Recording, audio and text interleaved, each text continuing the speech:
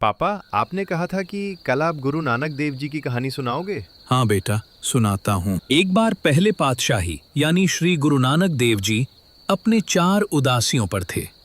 बहुत ही धार्मिक राजा को पता लगा कि श्री गुरु नानक देव जी उसके राज्य से होकर जाने वाले हैं।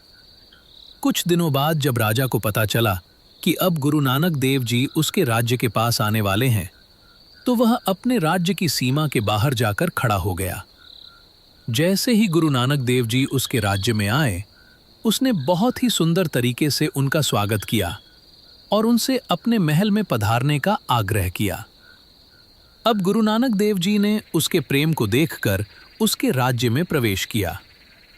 गुरु नानक जी उसके घर 2 दिन तक ठहरे। 2 दिन बाद जब वे जाने लगे, तो राजा ने उन्हें भेंट करने के लिए लाखों रुपए के हीरे जवाहरात पेश किए और कहा, गुरुजी, अपने दास की ओर से ये भेंट स्वीकार करें। गुरु नानक देव जी ने कहा, राजन, अगर तुम सच में मुझे कोई चीज भेंट करना चाहते हो, तो वही चीज दो जो वास्तव में तुम्हारी हो।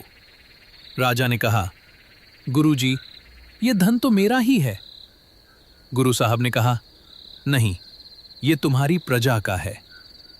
राजा समझदार था। उसने कहा, तो आप मेरा पूरा राज्य ले लीजिए। गुरु साहब ने कहा, यह भी तुम्हारी प्रजा का ही है। अब राजा ने कहा, तो अब आप मेरा शरीर ही ले लीजिए। तब गुरु साहब ने कहा, यह भी तुम्हारा नहीं है। अब राजा ने कहा, अब मेरी बुद्धि काम नहीं आएगी। ये कहकर वह हाथ जोड़कर गुरुजी के चरणों में गिर पड़ा और बोला, गुरुजी, मुझ में इतनी समझ नहीं है कि मैं जान सकूं कि कौन सी चीज वास्तव में मेरी है। कृपया आप ही मुझे बताइए कि ऐसी कौन सी वस्तु है जो इस संसार में मेरी है और जिसे मैं दान कर सकता हूं। गुरुजी ने कहा, इंसान जब से इस संसार में आया है, उसने सच में केवल एक ही चीज अपनी बनाई है, और वह है मैं और मेरी। यही तुम आज मुझे दान कर दो। पापा, ये मैं और मेरी क्या होती है? बेटा, इस दुनिया में जो कुछ भी चीजें हैं वो भगवान ने बनाए हैं, और इस दुनिया में जो भी कुछ हो रहा है वही कर रहे हैं। और उनके बनाए गए चीजों को अपना समझना और उनके किए गए कामों को ये समझना कि ये हमने किए हैं, इसे कहते हैं मैं और मेरी। तो पापा, फिर उसने अपनी मैं और मेरी का दान कैसे किया? बेटा, ये तुम्हें कोई सच्चा संत ही बता सकता है। पापा, अब ये सच्चा और झूठा संत कौन होता है?